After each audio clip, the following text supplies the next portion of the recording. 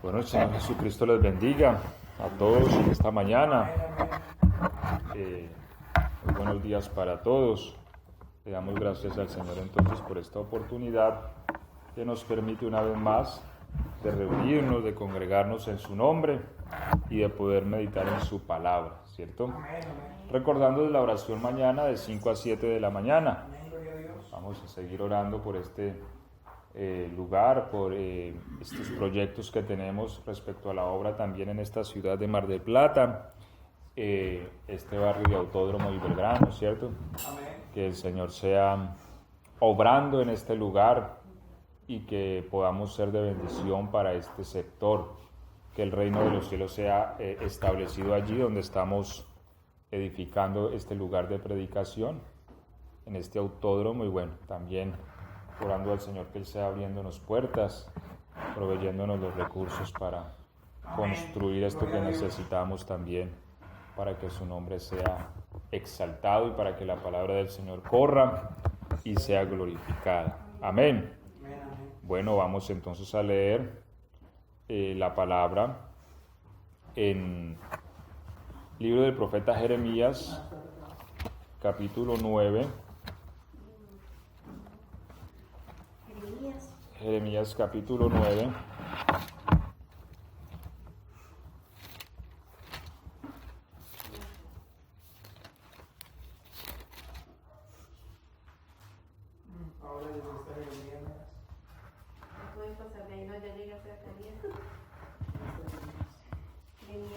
Jeremías 9, 24. Vamos a leer por favor este verso de la palabra del Señor. Jeremías capítulo 9, verso 24. Amén. ¿Sí? Vamos a leer desde el 23, leamos el 23 y el 24.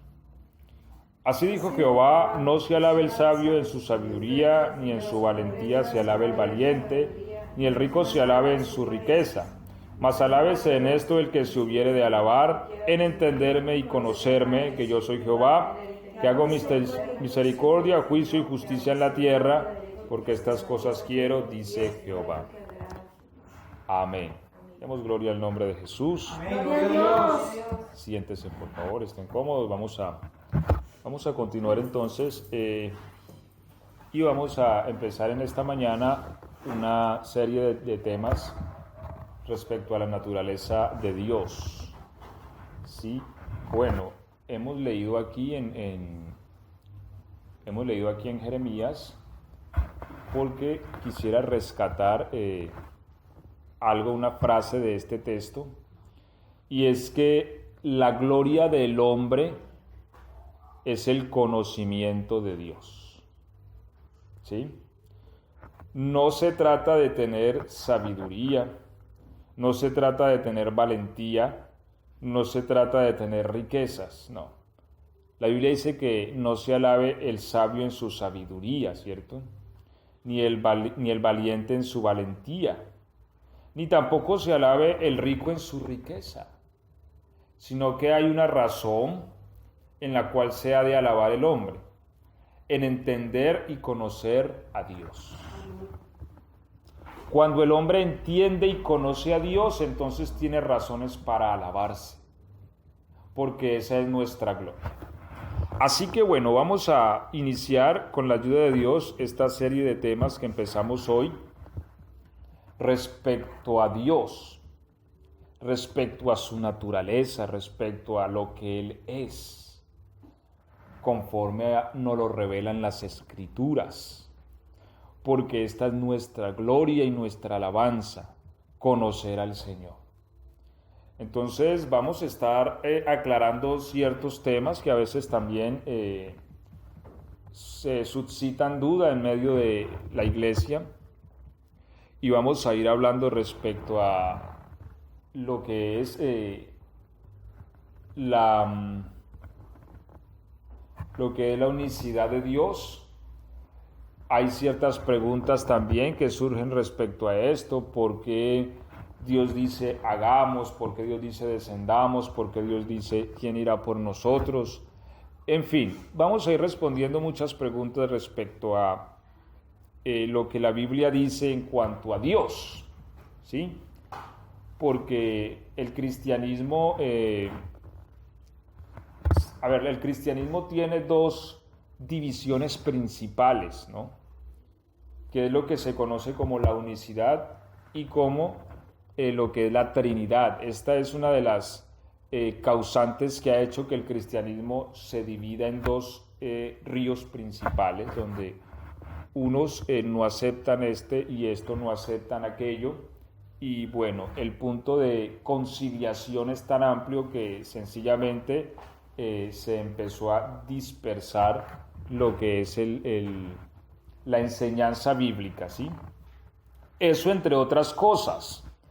Sin embargo, unos objetan de un lado y otros objetan de otro lado, ¿cierto? Por ejemplo, bueno, hay quienes dicen por qué en el bautismo de Jesús se oyó la voz del Padre arriba y el Hijo estaba abajo y el Espíritu bajó en forma de paloma. Pero entonces otros pueden objetar y decir, pero es que la Biblia dice, oye Israel, Jehová nuestro Dios, Jehová uno es, ¿cierto? Entonces no se llega a un punto de conciliación en este tema y se generan entonces las vertientes. Y así en muchos otros temas, pero nosotros nos vamos a ir centrando en hablar respecto a la naturaleza de Dios, de poder conocer cómo es Él en base a lo que las Escrituras nos revelan de Él, ¿cierto? Y teniendo en cuenta lo que nos dice también Pablo a los romanos, que dice lo que se conoce de Él, o también otras traducciones nos dicen lo que se puede conocer de Él. ¿Por qué? Porque hay cosas de Dios que se pueden conocer. ¿Y por qué otras no? Porque Dios es infinito. Amén. Así que nosotros tampoco podemos pretender conocer a Dios enteramente. Así que sí hay elementos divinos o una forma, por así decirlo, de Dios que Él está muy interesado en que conozcamos de Él, ¿sí? Que podamos entenderlo a Él y que al conocerlo entonces podremos adorarle como Él es. Porque es que, el conocer a Dios afecta nuestra adoración también. De allí donde mire que el desconocimiento de Dios ha hecho que el hombre caiga en la idolatría, porque el hombre se ha hecho de que para adorar algo tiene que verlo. Entonces se han hecho imágenes y se han hecho, cualquier otro tipo de asuntos donde puedan tener un contacto visual para adorar y terminan adorando lo que no es Dios. ¿Por qué? Por desconocimiento de Dios mismo. Entonces, sí es importante que podamos analizar lo que la Biblia nos dice de Dios. ¿Cómo es Él? Tanto en su aspecto físico, en su forma y esencia, como en sus caracteres, persona y sentimientos. Todo lo que la Biblia nos diga respecto a la persona de Dios es importante que lo analicemos para poder tener una idea más clara de lo que Él es y así adorarle y así exaltarle. Había una problemática entre los samaritanos y los judíos, ¿cierto? Los judíos decían que se debía adorar en Jerusalén, los samaritanos tenían otro monte. Bueno, a últimas, para el contexto, los que tenían razón eran los judíos, ¿cierto? Pero Cristo llega a un punto donde le dice a la mujer samaritana, mujer, viene la hora y ahora es. Es decir, ya había llegado el final de algo. ¿Y qué era ese algo? Que debía de adorarse en Jerusalén. Y lo que dice Cristo es, viene la hora y ahora es, en que los verdaderos adoradores adorarán al Padre en espíritu y en verdad. Es decir, ya no se trataba de este monte o del otro. Se trataba de adorarlo a Él en espíritu y en verdad. ¿Sí? Y estos son los verdaderos adoradores. Así que bueno, vamos a ir entonces hablando un poco respecto a lo que es Dios, conforme la palabra nos va mostrando, y de esta manera podamos concebir una idea más amplia de nuestro Señor. ¿Sí? Haciendo a un lado los conceptos teológicos. Nuestro problema es antropomorfizar a Dios. Siempre he dicho que el principal problema nuestro es ese, porque nosotros concebimos las cosas conforme nosotros somos. Y creemos que Dios es como nosotros, pero Dios es grande. Amén. ¿Sí? Así que de allí donde nace, por ejemplo, el concepto de que Dios es una asociación, por así decirlo, aunque tal vez no es la palabra exacta, porque el concepto trinitario es que Dios, aunque es uno, está dividido en tres, ¿cierto? El Padre, el Hijo y el Espíritu. Tres personas que son coeternas. Tres personas que son Dios. ¿Sí? Ahora, sin embargo, ¿dónde nace esta figura? Creo que esta figura nace igual en un antropomorfismo, porque ¿quién es Dios? Bueno, entonces hacemos la figura de que el Padre es el que está al medio, ¿cierto? Y que es un poco más avanzado en años, tal vez es un poco más lleno sí, su cabello blanco y tal vez algo de barba, como lo ha pintado la religión tradicional. Y a la derecha entonces vemos al Hijo más joven, ¿sí? Haciendo los mandados. Y a la izquierda vemos al Espíritu, como una paloma, ¿sí? Al medio el Padre. Bueno, el concepto trinitario es que el Padre está en el medio, el Hijo está a la derecha y el Espíritu a la izquierda, ¿sí? Entonces, ¿por qué esta idea nace de un antropomorfismo? Porque creemos que Dios es un hombre.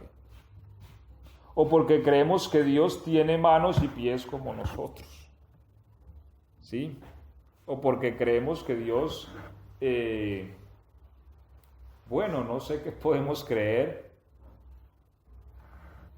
pero nuestra imaginación, cuando no está puesta en las Escrituras, corrompe nuestra percepción de lo que Dios es. ¿Sí me hago entender? Hay quienes para adorar necesitan imaginarse a Dios, ¿sí? Y necesitan imaginarse allá tal vez al anciano de días con su cabello blanco para poder adorar. Necesitan visualizar algo para adorar. Ese es el problema de la religión y por eso es que se termina en la idolatría. Una de las cosas que Dios le enfatizó siempre a su pueblo fue: tengan cuidado, miren que en el monte no vieron nada, aparte de que había humo y fuego,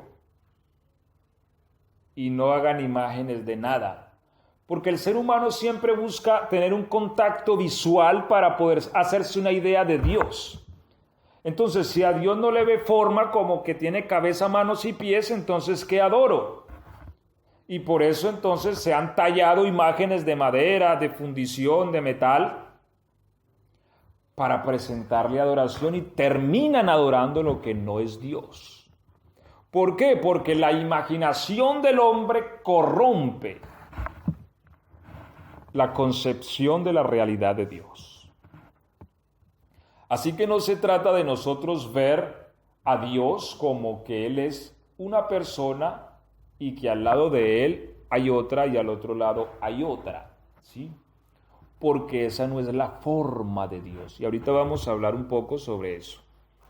La forma de Dios. ¿Cómo es Dios en su forma? ¿Sí? ¿Cómo es Dios en el aspecto físico? Porque hay que partir de ahí. Y hoy no vamos a hablar de Cristo y hoy no vamos a hablar del Espíritu Santo, porque hoy vamos a hablar únicamente de Dios. ¿Sí? Amén. Y alguien dirá, bueno, pero Cristo no es Dios. Sí, pero Cristo es Dios en otra función. Y el Espíritu Santo también es Dios en otra función, porque Dios opera en diversas funciones. Y de acuerdo a esa función, también son sus jurisdicciones. Entonces no es lo mismo hablar de Dios que hablar de Cristo. No es lo mismo hablar del Padre que hablar del Hijo, y no es lo mismo hablar del Espíritu Santo que hablar de Cristo, aunque es Dios. Y vamos a ir hablando y aclarando un poco esto a medida que avanzamos en estas enseñanzas que hemos comenzado hoy. Pero hoy nos vamos a centrar respecto a Dios, en cuanto a lo que Él es, en cuanto a su forma, en cuanto a su apariencia. Por eso no podemos pretender ver a Dios nunca como una persona, como que es que yo necesito ver que Dios tiene pies y manos para saber que Él es Dios. Porque de allí donde nace que, por ejemplo, que Cristo está a la mano derecha del Padre, ¿sí?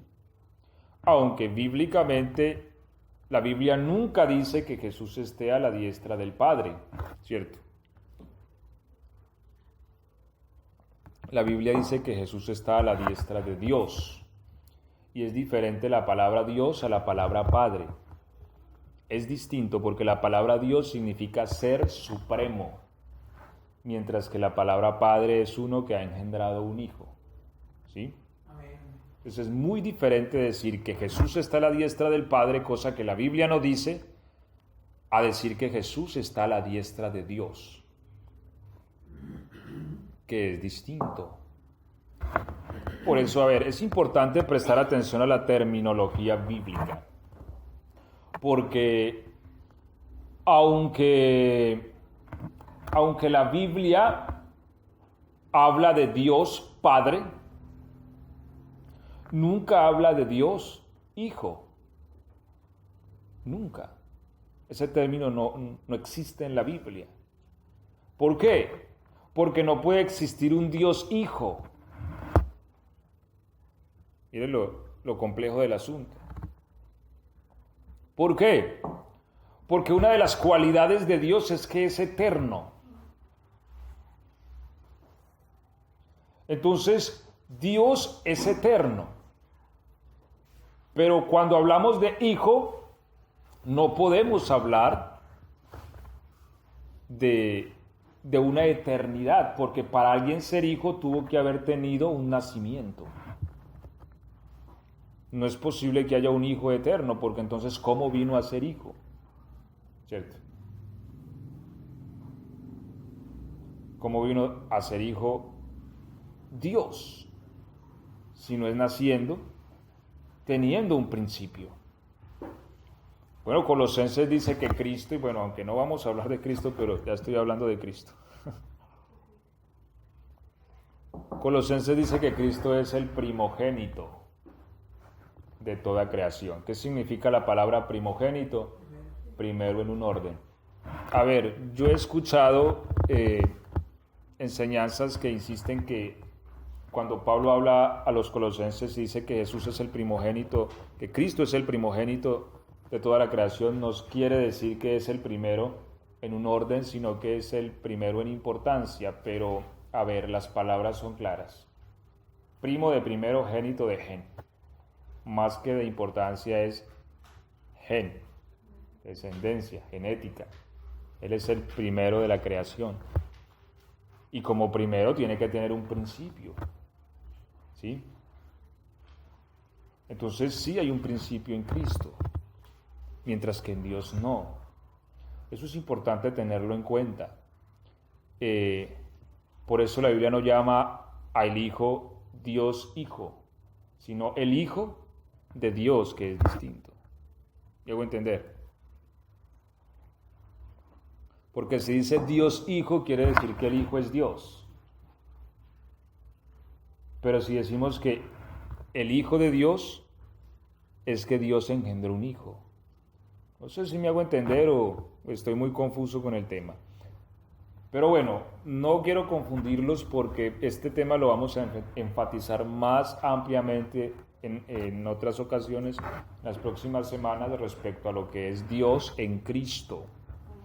Ahorita vamos a centrarnos en Dios. Entonces, veamos a Dios como nos lo presenta la Biblia. Vamos a leer Jeremías 23, 24. Jeremías 23, 24. Jeremías 23, 24. Capítulo 23, verso 24.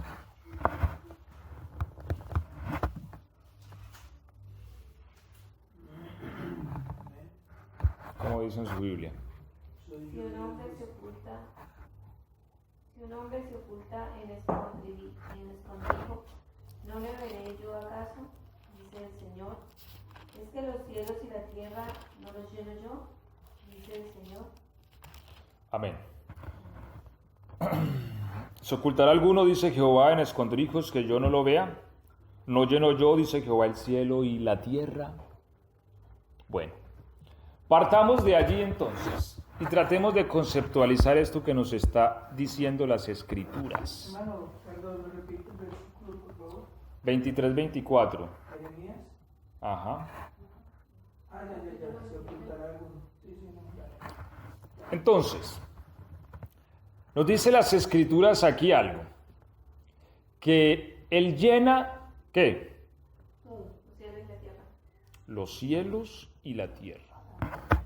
Bueno, alguien podría decir que Dios llene la tierra. Bueno, está bien, aunque la tierra es bastante amplia, ¿no? Porque estamos hablando de que hay 12.742 kilómetros de diámetro, ¿cierto? Sobre una circunferencia de unos 42.000 kilómetros. Es grande, pero pues está bien que la llene. Sin embargo, las profundidades de la tierra son inexplorables. La ciencia misma confiesa su limitación y dice, si la tierra fuera como una naranja, nosotros no podemos ni siquiera traspasar la cáscara, que es conocida como la corteza terrestre.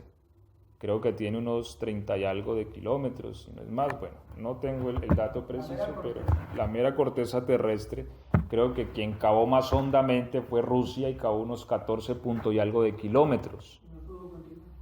Que de hecho de ahí es donde se rumora el concepto de voces del infierno, que desertaron esa excavación porque empezaron a oír unos lamentos y unos quejidos que subían del pozo. Entonces desertaron con el proyecto, pero la corteza terrestre es impenetrable y estamos hablando que si hacemos la analogía con una naranja, esta sería como la cáscara, ¿sí? Así que las profundidades de la tierra son inexplorables. Sin embargo, aunque la ciencia hoy con sus equipos y sus aparatos confiesa que eso es verdad, ya entonces el Señor lo venía diciendo. Jeremías 31-37, leámoslo por favor.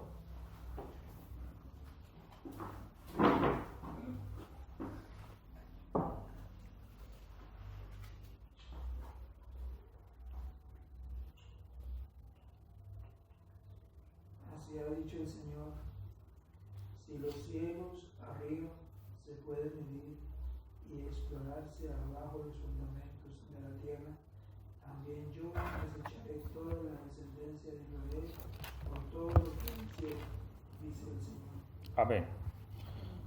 Entonces miremos lo que dice aquí la palabra de Dios, ¿sí? Así ha dicho Jehová, si los cielos arriba se pueden medir y explorarse abajo las profundidades de la tierra, también yo desecharé toda la descendencia de Israel por todo lo que hicieron, dice Jehová.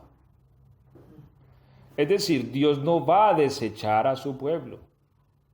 Así que esto arroja como resultado que, 1, las profundidades de la tierra no pueden ser exploradas. 2, que los cielos arriba no pueden ser medidos. Ahora, porque esto es lo que dice el texto, si los cielos los miden y abajo se explora, yo me olvido de este pueblo. Pero él dice, ¿cómo me voy a olvidar si en mis manos te llevo grabado? ¿Podrá la mujer olvidarse del fruto de su vientre, cierto? Para dejar de compadecerse el hijo de sus entrañas, pues no. Si ella se olvidare, dice el Señor, yo nunca me olvidaré de ti. Amén.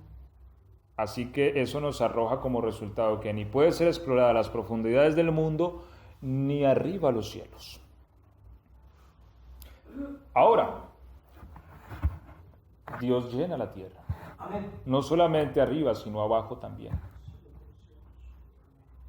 Porque lo que es inexplorable abajo también está lleno de Dios. Ahora, ¿qué dice la ciencia respecto a los cielos? Bueno, ellos dicen que podemos tener una óptica de 93.000 millones de años luz.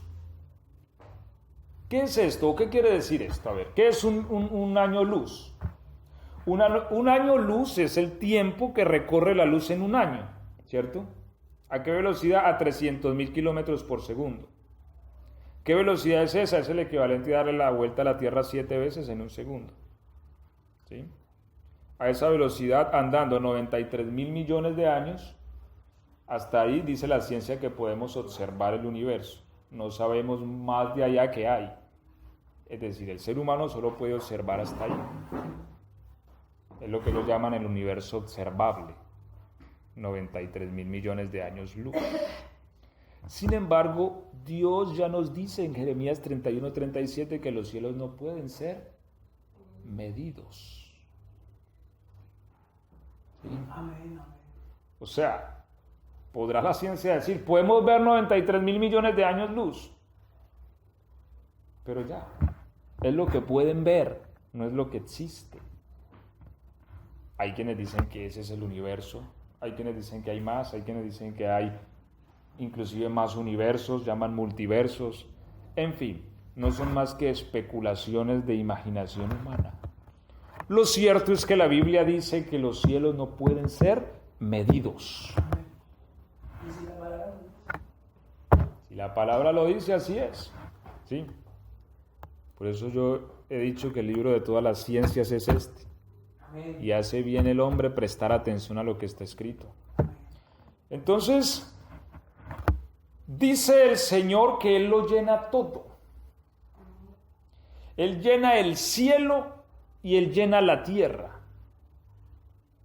Ahora, partamos de ahí. El aspecto físico de Dios. Porque es que a veces decimos, no, es que Dios conoce lo que está pasando. No, la Biblia dice que Él lo llena. Es decir, porque a veces creemos que la presencia de Dios en el espacio es netamente de conocimiento. Su ser llena el universo. La palabra hebrea para llenar aquí es malé. Cuando dice el malé, o sea, Él llena la creación.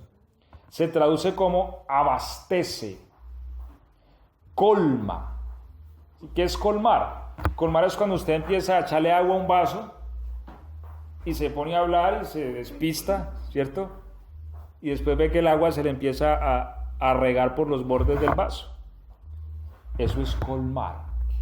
Colmar es cuando algo está lleno y rebosa. Pero la palabra malé es muy amplia. Yo les he dicho que el idioma hebreo es muy amplio. Y a veces para definir una sola palabra hebrea hay que usar muchas en el castellano.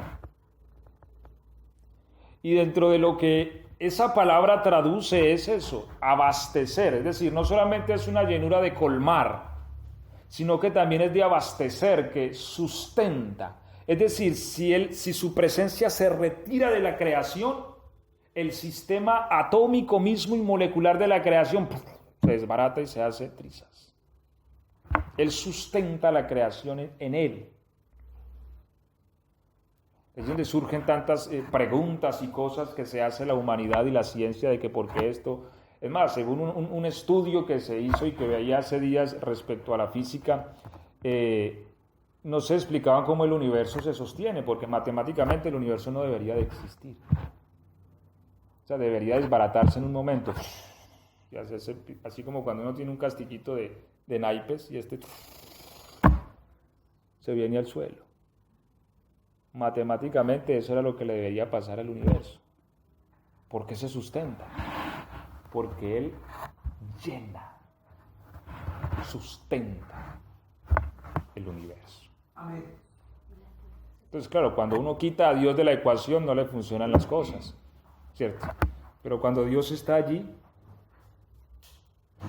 uno entiende qué es lo que le da sustentabilidad al universo. Amén, amén, amén. Y se mantiene allí. ¿Sí? Entonces, todo está hecho de lo mismo. Yo les decía hace días, todo está hecho de lo mismo, ¿cierto? Y sin Dios todo se cae, porque Él sustenta en sí todas las cosas.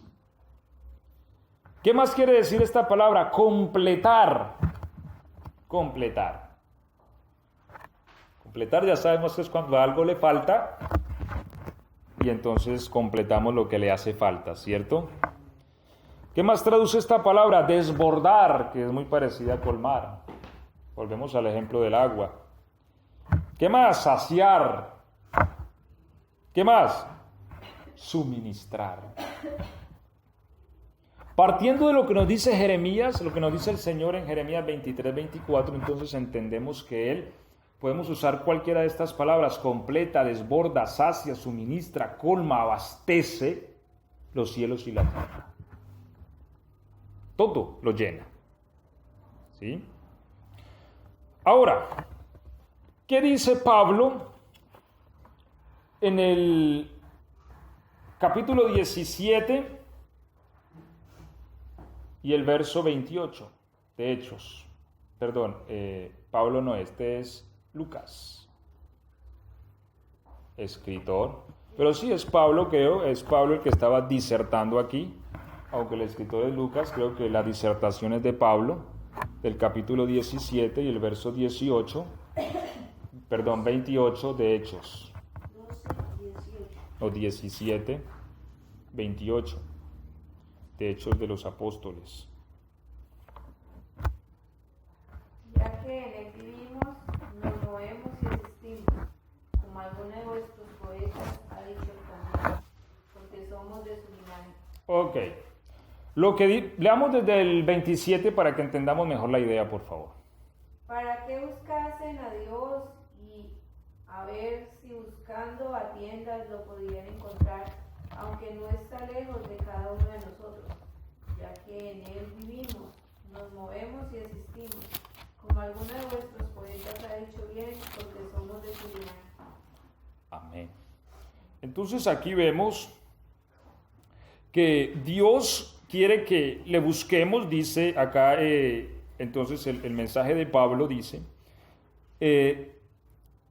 si en alguna manera palpando se puede hallar, aunque ciertamente no está lejos. O sea, lo que Dios quiere que entendamos es que no se trata de buscar a Dios palpando a ver si lo encontramos como quien va a ciegas, sino que no está lejos, dice Pablo, pues en Él vivimos. Aquí, esto es clave para poder uno tratar de entender a Dios. En Él vivimos, primero. En Él nos movemos. Y en Él somos. Es decir, si yo me muevo hacia allá, a la izquierda, me muevo en Él. Y si yo me muevo a la derecha, yo me muevo en Dios. Si yo me muevo atrás, me muevo en Dios. Y si me muevo adelante, me muevo en Dios. ¿Podemos entender esto? ¿Sí? Es decir, yo no puedo escapar de Dios.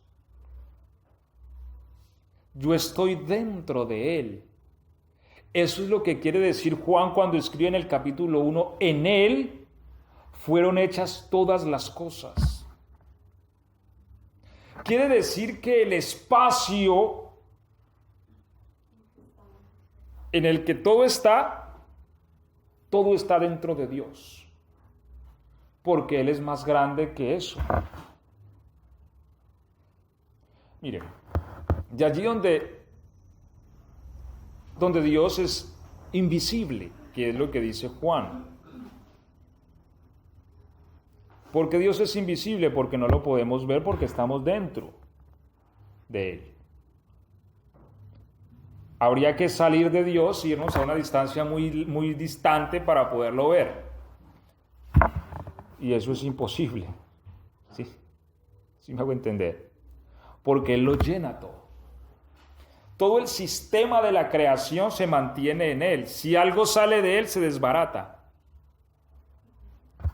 De hecho, por eso el problema de la maldad, y eso es la maldad. O sea, aunque estamos dentro de Dios, podemos dividirnos de Dios dentro de Él. Mire esto tan tremendo. ¿Cómo? Cuando hay maldad. Nosotros nos sacamos dentro de Dios, nos sacamos de Él. ¿Me hago entender? Y cuando nosotros estamos fuera de Dios, no tenemos otro destino más que la destrucción. Nos empezamos a desbaratar. porque nada se puede sustentar fuera de Él. De hecho, eso es el bautismo, y por eso dice que somos bautizados en su nombre. El bautismo es ser sumergidos en su nombre, y lo que hace es volvernos a sumergir en Él, para que podamos permanecer. ¿Me hago entender? Entonces, cuando empezamos a filosofar un poco en este concepto, vamos perdiendo la imagen religiosa de Dios, que es que tenemos que imaginarnos que Él está sentado y que me está viendo para poder orar y que me oiga. Porque ese es el concepto humano, que si yo no veo una figura ahí frente a mí, Dios no me está oyendo, yo estoy hablando solo. Pero ¿podré yo inclusive elevar un solo pensamiento sin que el Altísimo lo pueda dejar de oír? Es imposible. Aún mis respiros están delante de sus oídos, por así decirlo, delante de su conocimiento, porque yo respiro en Él. Nada de lo que yo haga o deje de hacer o lo que yo piense es ausente de su conocimiento. ¿Me hago entender? Aquí vemos y empezamos a comprender un poco más la grandeza de Dios y a decir, hombre, realmente Dios no es lo que yo me imaginaba, ¿cierto? Porque no se trata de buscar a Dios en un lugar, y eso fue lo que Cristo dijo, o sea, ya no se trata más de este monte o del otro, sino que el que tiene corazón de adorador va a saber adorar donde esté, porque donde esté Él, allí está Dios. Eso fue lo que dijo el salmista, ¿cierto? ¿A dónde huiré de tu presencia? Si fuera las estrellas, allí estás tú, si descendiera a lo profundo de los abismos, allí estás tú. ¿Por qué? Porque Él lo llena todo. Nosotros no podemos escapar de Él, ni salir de Él. Ahora cantábamos que el amor de Dios es tan alto que no puedo ir arriba de Él, profundo que no puedo ir abajo de Él, y tan amplio que no puedo salir de Él. Nosotros no podemos salir de Dios. Entonces vamos viéndole la forma a Dios. Y aquí ya se nos pierde de vista, ¿cierto? Ya hace rato lo perdimos de vista en su sentido de forma, porque Él no tiene forma en ese concepto. Él sencillamente lo llena todo, su espíritu lo llena todo. De allí donde también es importante, o la manifestación más importante, a ver, ¿cuál es la palabra más precisa para decir aquí? Más gloriosa, más idónea, tal vez no haya una palabra precisa para describir todo, pero la manifestación de Dios en Cristo es una maravilla, porque allí pudimos entender a Dios. Fuera de Cristo Dios es incomprensible. No se trata de que Dios sea barbado, que tiene el Padre, que tiene pues el pelito que blanco, ¿cierto? No, la Biblia usa algo que es teofanía, ya vamos a hablar de ellos, para tratar de penetrar nuestro razonamiento limitado de Dios. Pero empezamos con la base diciendo de que Dios es infinito, que todo espacio del universo está lleno de Él y que Él lo sustenta, porque hay un espacio en todo. Mire, usted ve esta mesa, esta madera, y usted dice, no, esta madera está ocupando un espacio, pero dentro de esta madera hay espacio. ¿Sabía usted? Usted toma esta madera y le vacía agua, usted ve que el agua la absorbe, ¿y para dónde se fue el agua? No, se fue. Está dentro de la madera. ¿Sí? Y aún dentro del agua hay espacio. Entonces todo tiene un espacio, pero todo espacio lo llena el Señor. Allí es donde Dios es infinitamente grande. Y digo esto para entonces tener presente de que Dios no está lejos. A donde yo esté, Él me está oyendo. Gloria a Dios. Mis pensamientos Amén.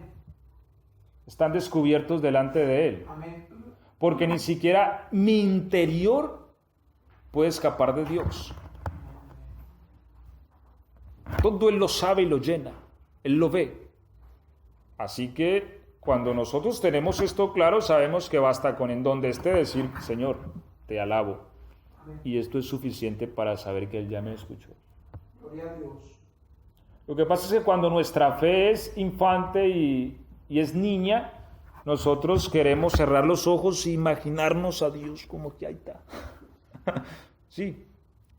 y que Él me está escuchando y ahí lo veo.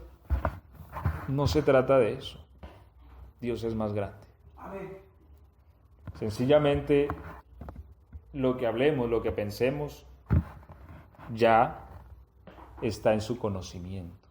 Es más, en cierta ocasión Él le dice al pueblo, antes que ustedes oren, yo ya habré escuchado, ya habré respondido, imagínense. Porque inclusive Él sabe lo que vamos a decir mañana. ¿Ah? De Dios. Entonces, sobre ese orden de ideas uno dice, wow, Dios sencillamente es grande. Amén. No tenemos otra palabra más en nuestro idioma para poder decirla y creo que nuestro idioma mismo se queda cortico Amén, amén, amén. frente a lo que necesitaríamos decir para descifrar a Dios o al menos para describirlo, ¿sí? Él es grande, Él no tiene que es que esta es la derecha de Dios o la izquierda de Dios o la mano o el pie, no. Su espíritu lo llena todo, los cielos y también la tierra. Y nada escapa de su conocimiento. En Él vivimos, dijo Pablo, en Él nos movemos y en Él somos. En Él existimos. Y así agarremos un avión y nos vayamos muy velozmente, no vamos a poder salir de Él. Es más, así nos consigamos una nave espacial y nos vayamos a la velocidad de la luz, no vamos a salir de Él. Y no solamente eso, sino que como les decía en otra ocasión, no solamente el espacio está en Él, sino también el tiempo. ¿Ah? Es decir, si vamos al pasado, seguimos en Él, y si vamos al futuro, seguimos en Él. Porque el tiempo, tanto el pasado como el futuro, están dentro de Él, porque Él habita no solamente todo, sino que habita la eternidad también. Y dentro de la eternidad está el tiempo. Así que el espacio-tiempo están dentro de Él. Si voy al pasado, sigo en Dios, y si voy adelante, sigo en Dios. Si voy a otra estrella, está en Dios, y yo no puedo salir de Dios. Dios lo llena todo, su espíritu lo ve y lo observa todo. Su espíritu sustenta todo. Amén. Uno anda y dice, ay, qué florecita tan linda, ay, qué árbol tan lindo, ay, qué perrito tan lindo. Todo tan lindo, todo tiene sustento en Él. Y todo habla de Él. ¿Me hago entender? Entonces, cuando el ser humano no conoce a Dios, dice, no, Dios está en su trono, yo estoy en la tierra, Dios se olvidó de mí, pobre de mí, qué pecadito de mí, ¿cierto? Está buena esa frasecita, la voy a anexar aquí a la... sí, porque muchas veces nos pasa eso en la vida cristiana, no solamente el que no conoce a Cristo, sino lastimosamente en la vida cristiana. Yo lo viví en mis primeros años de vida cristiana. Yo tuve un tiempo una vez donde me sentí tan frustrado que me paré, estaba yo en Buenaventura, me paré en la costa y ahí dije, no, Señor, yo no sé, porque usted está allá, yo estoy acá y yo no veo que usted me esté ayudando. Mire tan torpe que era yo, como dijo Asaf, ¿cierto? No veía que inclusive mi vida misma era sustentada en Él y que si Él se hubiera ido, yo me hubiera desbaratado, yo hubiera caído en pedacitos al suelo y esos pedacitos se hubieran hecho nada. ¿Me hago entender? ¿Sí? Entonces, ese es Dios. A grueso modo, porque como le digo, hay cosas de Dios que no podemos descifrar, entender, explicar, pero dentro de un concepto, pues, así como rápido de desbaratar o descifrar, Dios es quien lo llena todo. ¿Sí? Ahora, ¿por qué entonces vemos en la Biblia todo este tipo de expresiones de que un anciano de días, que alguien en el trono? Porque hay la necesidad de algo que se llama teofanía, o más bien, hay la necesidad de que Dios sea comprendido y entendido, como leímos al principio. Dios busca que le entendamos. Y Dios busca que le conozcamos. Entonces, hay algo que se llama teofanía. Son formas que Dios ha usado para darse a conocer, son formas que Dios ha usado para que le comprendamos, para que lo infinito de Dios pueda ser procesado por nuestra mente, al menos en una pequeña fracción, y podamos desarrollar una relación con Él. Porque es muy difícil desarrollar una relación con alguien que no entendemos ni comprendemos, ¿cierto? De hecho, las relaciones se dañan porque no se comprenden. Amén. Ahora, cuando hay comprensión, hay buena relación. Así que Dios busca que ser comprendido y entendido. Por eso dice el Señor, no se alabe el hombre en su sabiduría, en su riqueza o en su valentía, sino en entenderme y conocerme. Cuando le entendemos y le conocemos, entonces hay razones por qué alabarnos. Una pregunta, ¿si se puede entender a Dios? Sí, en el concepto de que hay algo de Él que es para nosotros entenderlo. Habrán cosas de Dios que no serán entendibles nunca. Él no era hacerle ¿Sí? caso. Pero hay algo de Dios que Él sí quiere que conozcamos y entendamos.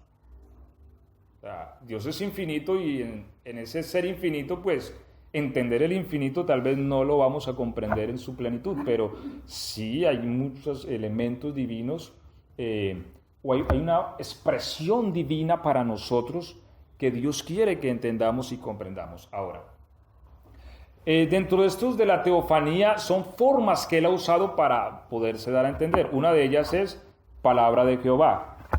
Ahora, teofanía y nombres. Teofanía y nombres, porque el nombre es importante para tener relación. Yo cuando empiezo una conversación con alguien acostumbro a preguntarle su nombre. ¿Cuál es su nombre? Ah, fulanito. Entonces ya me relaciono con él por su nombre y eso es bueno. Palabra de Jehová es una teofanía. Génesis 15:1. Vamos a leer, por favor.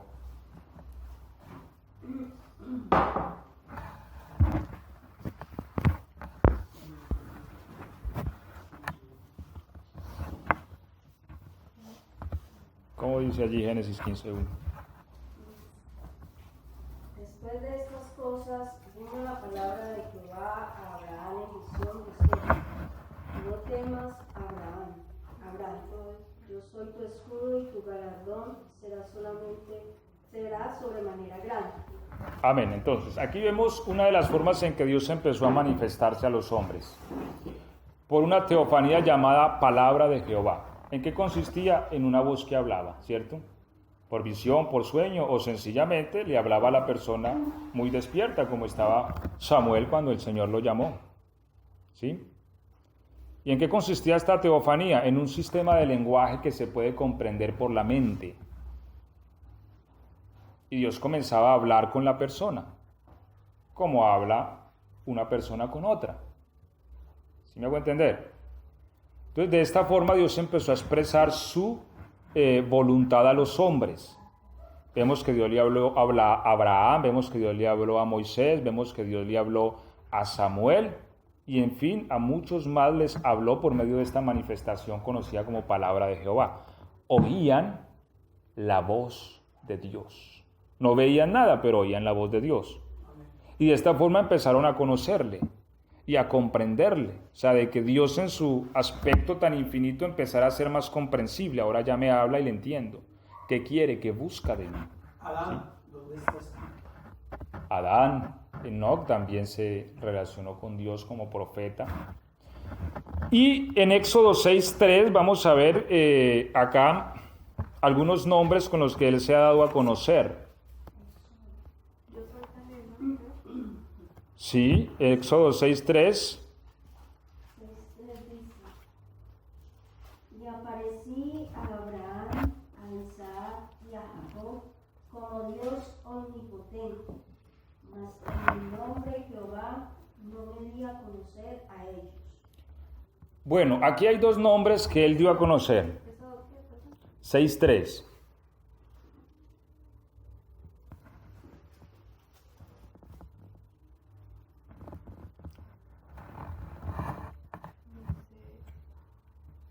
Yo no parecía Abraham, 6:3 de Éxodo. no me di a conocer a ellos bajo mi nombre de Señor. Bueno, entonces, uno, ¿en qué forma se dio a conocer a Abraham, a Isaac y a Jacob? Como todo poder. Como el Dios omnipotente, que es el que todo lo puede, ¿cierto? Es decir, cuando él se le manifestó a Abraham a través de la manifestación de palabra de Jehová, porque fue una voz que él oía, que oía Abraham, se dio a conocer como el Dios todopoderoso, ¿sí? Ahora, ya entonces empezaba el hombre a comprenderlo. Ah, es el Dios todopoderoso. el que todo lo puede, porque una de las razones para uno comprender a alguien es el lenguaje. Sí, a veces uno establecer una relación con alguien que no puede comunicarse es difícil. Es difícil. A veces a uno no le entiende, no hay quien, por ejemplo, es mudo, entonces usa otro idioma que es el de señas, y si uno no lo entiende, es difícil uno comunicarse. Entonces hay la necesidad, las palabras son muy importantes en la comprensión de otra persona. Y es bueno uno saber comunicarse para ser comprendido, porque a veces uno es mal comprendido porque no se sabe comunicar. Así que esta manifestación de Dios a través de palabra era muy importante y empezó a darse a conocer. Y a Abraham, a Isaac y a Jacob se manifestó con el nombre del Dios omnipotente. Ahora ya Abraham, Isaac y Jacob sabían que era el Dios que todo lo puede. Él todo lo puede. Bueno, ya iba conociendo más a Dios. Y bueno, aquí en el mismo verso 6, el versículo 3 del capítulo 6 habla de que con este nombre Jehová no me di a conocer a ellos.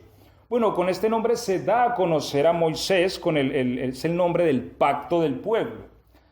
Voy a aclarar algo aquí sin entrar mucho en temas teológicos, porque esto ha sido un debate teológico por YouTube de toda la vida. Pero voy a entrar en un tema aquí para explicar respecto a este nombre Jehová.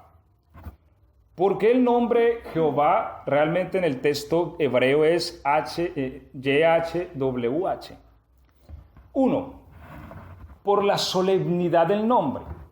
Entonces, si yo escribía el nombre que Dios le dio a Moisés, ejemplo, el judío lo escribía en un papel, ese papel lo rasgaban y lo tiraban por ahí, entonces el santo nombre del Señor se iba a ver por ahí tirado en el suelo. Ejemplo, ¿no? A ver, para el judío el nombre de Dios es algo altamente solemne. Y yo creo que en eso, hombre, nosotros nos falta mucho. Porque es que nosotros tomamos el nombre Jesús aquí, para allí, lleve para aquí, hasta que lo ponemos allí ¿sí? No, o sea, debe de haber una solemnidad hacia el nombre del Señor, ¿cierto? Entonces, debido a esta solemnidad, los judíos omitieron es como si ellos hubieran tomado el texto y lo hubieran, la palabra del nombre de Dios, y la hubieran puesto las iniciales, como cuando se pone las iniciales de una empresa o algo que ya se entiende que, ¿sí? Ahora, esas iniciales quedaron YHWH, el nombre que Dios le dio a Moisés, que bueno, con este nombre me recordarán para siempre, que es el nombre del pacto al pueblo, ¿cierto? Ahora, por allá después del siglo VI,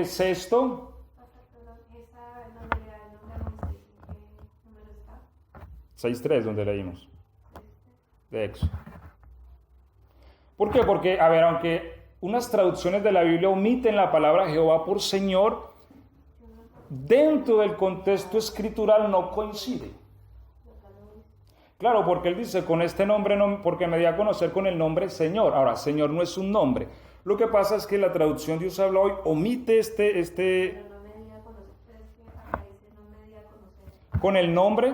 No me di a conocer con mi nombre. Por eso, no me di a conocer con mi nombre. No dio el nombre. Sí lo dio, o sea, no me di a conocer con mi nombre Señor.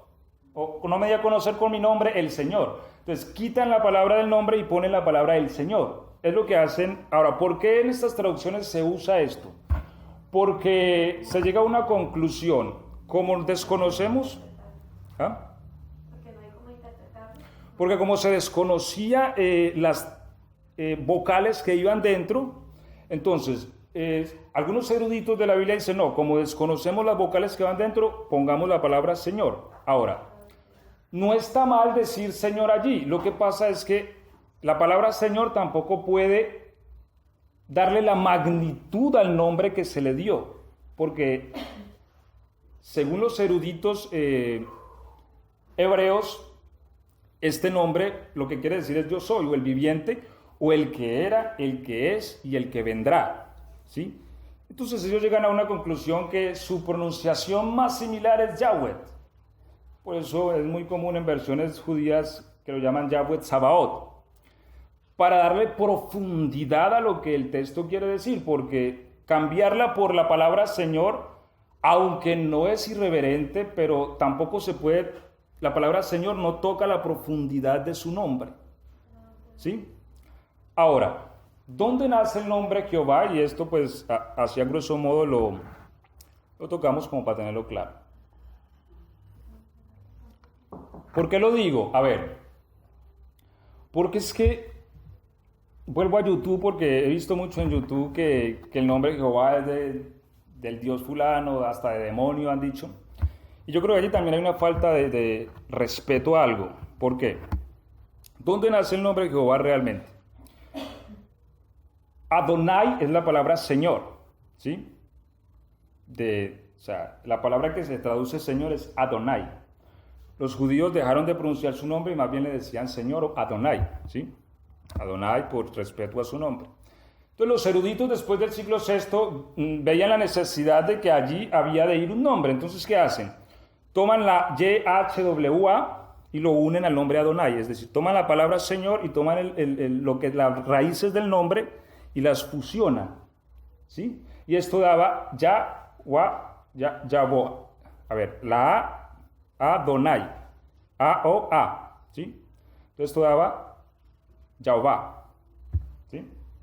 Jehová. De allí es donde nace el nombre Jehová, o sea, la H, la Y, la H, la W y H son palabras bíblicas que estaban en el nombre que se le dio a Moisés, ¿sí? En el nombre de Dios.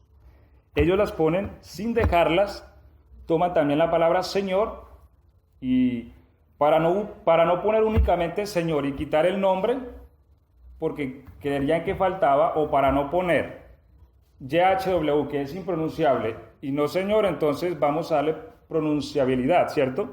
Toman la palabra Señor, toman la palabra YHWH y las unen. Y sale Jehová, ¿sí? Que a la traducción ya posterior del castellano, la vemos como el nombre de Jehová. Pero no es que sea un nombre que es que a esto alguien se lo inventó de la nada y esto no vale nada, no. Al menos es mi apreciación subjetiva, ¿no? De que sí hay, o sea, ¿por qué sí hay un respeto allí? Porque sí hay elementos de Dios, es decir, esto no salió de la nada, se toman las consonantes puestas en la Biblia que son reales y se unen tampoco a algo ordinario, sino al nombre también Señor, que es Adonai, ¿sí? Entonces toman las consonantes, toman el nombre Adonai, los unen y entonces sale Jehová o Jehová, ¿sí? Entonces allí es donde nace este vocablo que se usa hoy en el castellano como Jehová.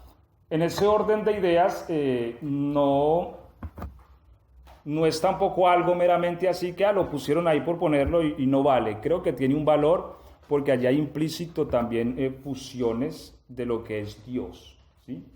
O sea, está lo que se le dio a Moisés, bien que habrá que dice Yahweh, otros dicen no, está bien, pero vuelvo y digo, eso es una polémica de nunca acabar. Si entramos a YouTube ahí vamos a ver guerra para todo el día, pero pues bueno, cada cual tiene su apreciación subjetiva.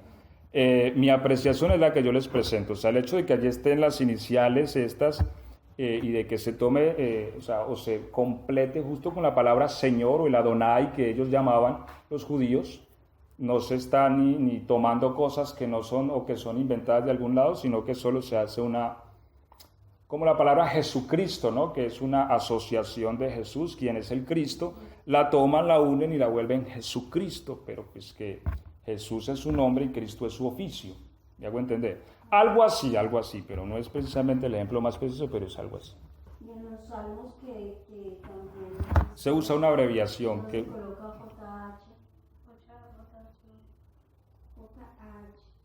ahora hay versiones de la Biblia que donde va la palabra Jehová ellos ponen YHWH, que es la versión textual de la Biblia, solo que si la vamos a una fonética pues no hay forma de pronunciarla, ¿sí? O sea, no podemos pronunciarla. Igualmente, pastor, a veces uno pues, habla desde mi punto de vista como de subjetivo, no le doy como el por qué uno ofrendarse o pagarse, y sí, a través de eso, sí.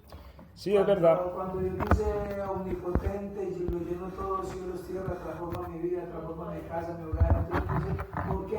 Pero más que todo uno mira que hay personas que me chocan a Dios, ejemplo, personas que uno les comparte algo y es que no se dice, no. miremos más lo que hay más allá, ¿sí? La grandeza de Dios como tal, como lo estamos hablando, ¿sí? Ahora, o sea, la apreciación sustantiva tiene un valor, lo que de pronto, a mi juicio, yo creo que, ¿por qué? Porque vuelvo y les digo, yo he visto infinidad de debates respecto al asunto, pero hay quien llega a la conclusión que Jehová es un nombre pagano, que esto es del diablo, que esto es el Dios no sé qué, o hasta demonios han mencionado respecto a ese nombre.